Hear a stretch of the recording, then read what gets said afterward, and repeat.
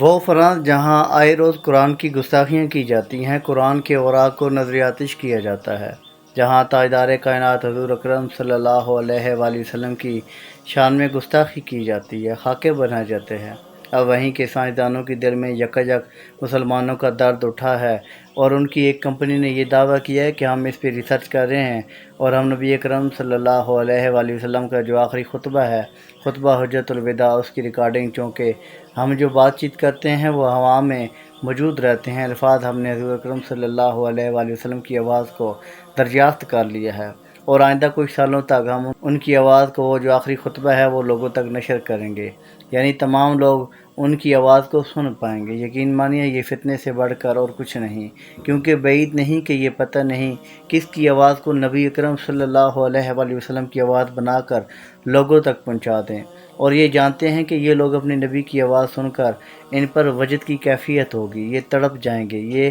پھڑک جائیں گے، اور اس کے بعد فتنوں کا ایک نیا در کھلے گا۔ وہ کیا ہوگا کہ وہ اپنی مرضی سے اپنے مطابق جو موضوعات ہوں گے ان پر صحابہ کرام کا موقف سامنے لے کے آئیں گے۔ بعید نہیں کہ یہ کہیں ہم نے فلاں صحابی کی آواز کو بھی دریافت کر لیا ہے، اور اس بات پر نبی اکرم صلی اللہ علیہ وسلم کا یہ موقف تھا، تو یہ اپنی مرضی کے مطابق ان آوازوں کو ہم تک پہنچائیں گے، کیونکہ انہوں نے سارے تجربات کر دیکھے ہیں کہ یہ لوگ اپنے نبی کی محبت میں بہت سچے اور پکے ہیں۔ کیوں نہ ان کو اس طرح سے ٹریپ کیا جائے، یعنی ایک مسلمانوں کے لیے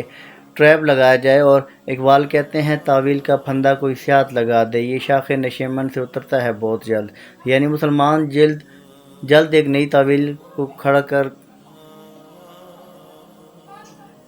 گھڑ کے لے آئے تو اس کا جو ٹریپ ہے، اس کا جو شکنجہ ہے، اس میں پھنس جاتا ہے۔ لہٰذا اس فتنے سے خود کو بھی بچائیں، اپنی آنے والی نسلوں کو بھی بچائیں۔ اس طرح کی جو بھی ویڈیوز اس وقت سوشل میڈیا پہ بن رہی ہیں، خدا را ان کو رپورٹ کریں، اس میں کوئی حقیقت نہیں، صریحاً صرف اور صرف یہ ایک نیا فتنہ ہے۔ اگر وہ اتنی ہی ترقی کر گئے ہیں تو ان کے جو اپنے دادا، چاچا، لیڈران، بڑے وڈیرے جو مر کھپ گئے ہیں، ان کی آوازوں کو دریافت کریں اور ان پر اپنے تجربات کریں، اس طرف نہ آئیں، اور خدا را آپ لوگ بھی اس نیوز کو پروموٹ مت کریں، یہ نیا فتنہ ہے، خود بھی بچیں، اور اس فتنوں کے دور میں اپنے ایمان کو اپنے بہت سے مضبوط رکھنا ہے۔